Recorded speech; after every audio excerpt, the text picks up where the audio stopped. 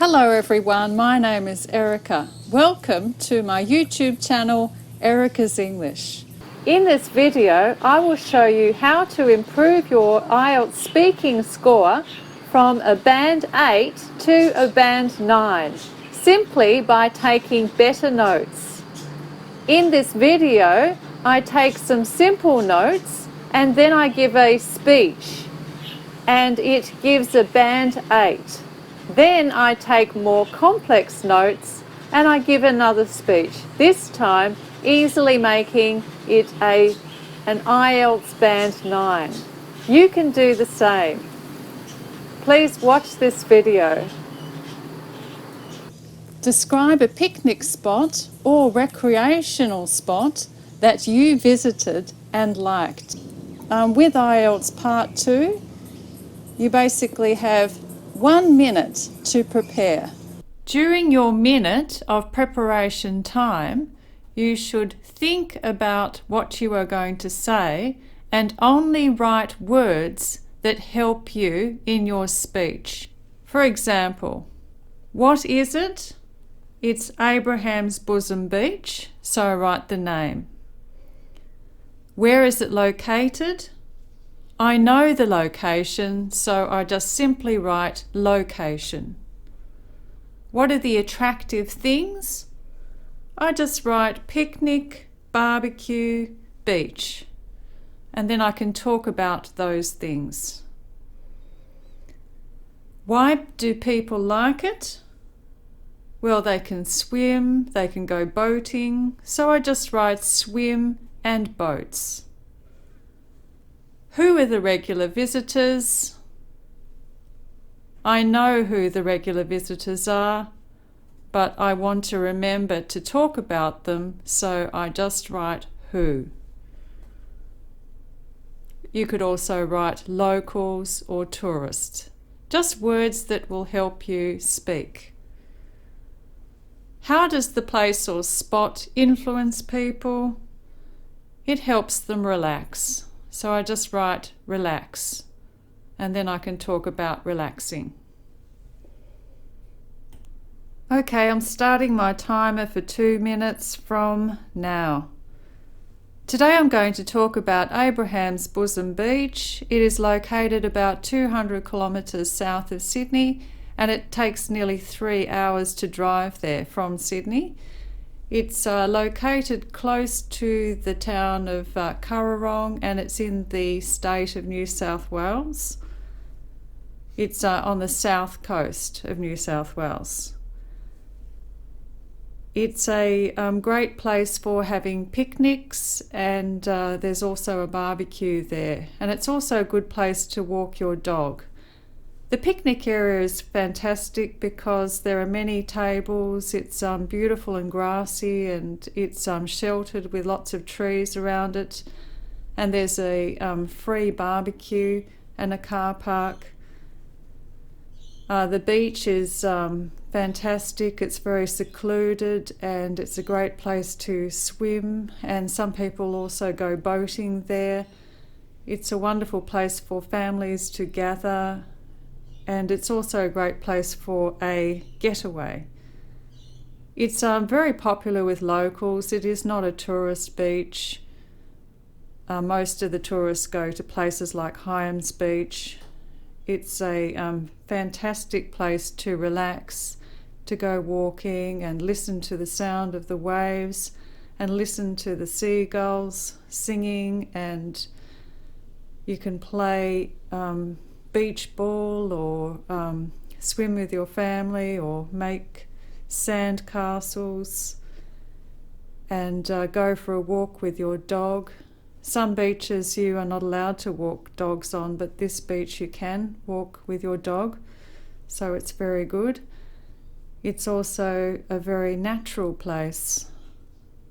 Okay, that's the end of the 2 minutes. As for this performance, I would give myself an 8. I did speak fluently, but I didn't use many cohesive devices to link the sentences together.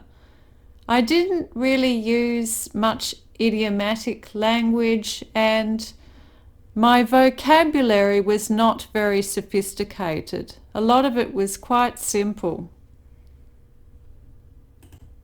As for grammatical range and accuracy, I did have accurate structures for native speaker speech, and I did use a range of complex structures, but they could have been more, there could have been a lot more grammar variety. Pronunciation was excellent. I'm a native speaker, so there was plenty of sentence, word, stress and intonation. I'm going to try again to get a higher score. I'm going to spend more time carefully planning my speech. Now I'm taking 1 minute to write down some quick notes. I'm only going to write down words that have a lot of meaning that will help me structure my speech. Firstly, I am writing Abraham's Bosom Beach. That is the name. That's very important. Next, I write PPF, so past, present, future. So I'll just talk about it briefly in the past, in the present, hopefully using present perfect, and then in the future tense. Why do I write this? It's just so that I use a wider range of grammatical structures, because otherwise it will all be in present simple tense. It's very tempting to just talk about a place using its, which is boring and repetitive, which will give me a low mark. Next, I'm writing where it is located, New South Wales, and hopefully I'll talk about the location in New South Wales, and then 200 kilometres, just so I can emphasise the trip. What are the attractive things there? I've just written one word, pristine, which is a fancy word and which I can expand on. Then why people like it, I've just written dog walking, and I could expand on dog walking as well. Then who are the regular visitors there? I've just written locals. And I can expand on that and talk about the locals and where they live if I want to.